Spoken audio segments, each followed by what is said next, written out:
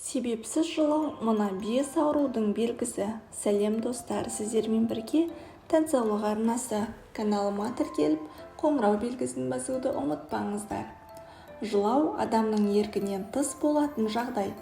Медицина мамандары көзден аққан жас көз жанарын жуады, тазалайды, әрі эмоцияны шығаруға ықпал етеді дегенді айтады.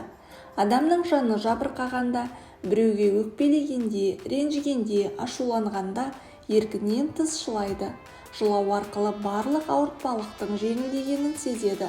Бұл жақсы шешім екенін мамандар жоққа шығармайды. Ал кейбір адамдардың еш себепсіз жылағысы келетін кездері болады.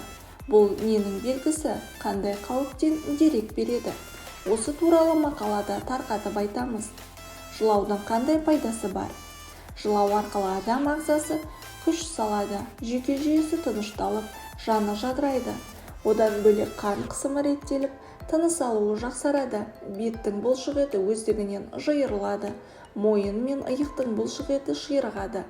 Көздің қан тамырлары тазарып, өкпе қажетті оттегін алады. Ең бастысы, жаныңызды жаралаған жара жазылып, тынышталасыз. Ендеше бір емес, бірнеше жағынан пайдалы болып келетін жылау қандай аурудың белгісі екенін білгіңіз келе ме? Олай болса, назар аударыңыз. Етек кіру уақыты. Өздеріңіз білетіндей, тікелей әйелдер қауымына қатысты жағдай. Етек кір келетін уақыттан алдын адамның жылағысы келеді екен. Әсіресе осы уақыт қиын жағдайда өтетіндерде көрініс береді. Бұл қандай да бір гормонның жетіспеуінің белгісі. Етек кір келетін кезде адамның бойын ашу кернеп, ызаға булығады. Бір нәрсеге алаңдап, жаны жай таппайды. Жүйкесі жұқарып, айналасынан ілік іздеп отырады. Бұл ауыртпалықтан жылау арқылы құтылатыныңызды біліңіз. Осы кезде кейбір нәзік жандылар еш себепсіз көз жасына ерік береді. Жүктілік пен босанғаннан кейінгі уақыт. Бұл әйел өмірінде кездесетін екінші жағдай. Осы екі кезеңде әйел еш себепсіз жылағысы келеді. Жүкті келіншектер болмашыға ренжіп, ашуланып бұртия қалатынды әдетке айналдырады. Бұлай көңілдің босауына жүктілік әсер етеді. Десе де еркінен тыс орын алатын бұл жағдайға жақындары мейлінше түсіністік танытулары тиіс. Екінші кезеңде жаңадан босанған ананың жағдайында кездеседі. Сәбиімен қоса егіліп отыратындар да бар. Жаныңыздың ауырғанынан жыламайсыз. Мұның бәрі сіздің еркіңізден тыс болады. Дәрігерлер еш себепсіз жылау босанғаннан кейін 2 аптаға созылса, бұл қалыпты жағдай екенін айтады. Ал егер одан ары қарай жалғасып, адам көз жасын тыя алмаса, міндетті түрде психолог дәрігердің қабылдауына жазылуы тиіс. Бұл депрессия алғанның белгісі екен. Бұл кезде жас ананың ұйқысы бұзылады, есте сақтау қабілеті нашарлайды, созылмалы шаршауға тап болады, қуаты азайып әлсіздік билейді.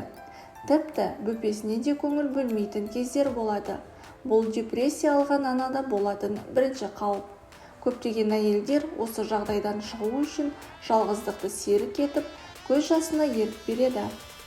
Эмоцияның бұзылуы. Бұл ми зақым алған кезде немесе неврологиялық ауруға тап болғанда орын алады. Эмоциялық соққы алған адам айқайлап жылайды, сол мезетте қарқылдап күлуі де ықтимал. Бұл жағдайға тап болған науқасқа ең алдымен тыныштық ем болмақ.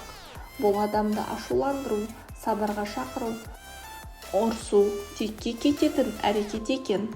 Мазасыздану. Жүйке жүйесі бұзылған адам секемшіл, күдікшіл келеді. Одан бөлек көңілі бос болады. Жеңіл жағдайдан да жол тауып шыға алмайды. Бейне бір әлем оған қарсы тұрғандай сезіледі. Адамның көз қарасынан, сөзінен, назарынан мазасызданады. Бойын үрей билеп, жасқаншақтанады. Бұндай жағдайды басынан өткізіп жүргендерге терапевт дәрігерге тексерілуге кеңес береміз. Өйткені бұл жағдай тыныс алу жолдарының, жүректің, асқазан ішек жолдарының ауруының бірден-бір белгісі болуы мүмкін. Сондай-ақ тершеңдік, ұйқының бұзылуы, созылмалы шаршауда адамға жайсыздық сыйлайды. Депрессия. Адам өзінің қай кезде депрессия алғанын байқамайды. Оны шаршаумен, көңіл күйінің жоқтығымен шатастырады. Әдетте адам бір күнде емес, бірнеше күнде депрессияға тап болады. Оның бірінші себебі қай кезде болса да көңілі бұзылып, жылағысы келіп тұрады. Депрессия алған адамның тамаққа тәбеті нашарлайды, ұйқысы бұзылып, үнемі ашуланып жүреді, өзін кінәлі сезініп, бойын қорқыныш билейді, белсенділігі төмендеп, өзінен өзі оқшауланады. Ең қорқыныштысы, өз-өзіне қол жұмсау ойыны шырмалады. Мұны қалай жеңуге болады? Себепсіз жылау емделмейтін ауру емес. Оның ең бірінші әрі тиімді емі өзіңіз екенін біліңіз. Мейлінше бұл ауыр жағдайдан шығу үшін етегіңізді жасқа толтырмай өзіңізді қолға алыңыз. Ол үшін терең тыныс алыңыз. Ішіңізбен дем алыңыз, мұрныңызбен ауа жұтып, қарныңызбен жіберіңіз. Осылайша 5 рет қайталаңыз. Сосын аузыңызбен ауа жұтып, қарныңызбен жібересіз. Бұл әдістер тамақтың, өкпенің жолдарын тазалап, беттің бұлшық етін шынықтырады. Күліңіз. Тым құрғанда күлімдеңіз. Күлу көптеген дерттің дауасы екенін біліңіз. Күніне 3 рет қатты қуанған сәттегідей күліңіз. Сонда өзіңізді жайлы әрі қауіпсіз сезінесіз. Күлу көздегі жасты құрғатады, әрі жағымсыз эмоциядан арылтады. Шымшу. Өзіңізді шымшып бірнеше минут тұрыңыз. Әсіресе саныңызды, иық тұсыңызды шымшыласаңыз, керемет пайдасын тигізеді. Су ішіңіз. Мейлінше аз-аз жұтымнан көбірек су ішіңіз.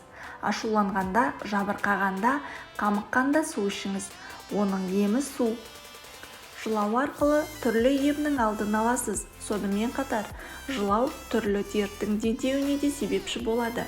Мұндай қауіптің алдын алу үшін психотерапевт, невролог және эндокринолог дәрігердің қабылдауына жазылыңыз.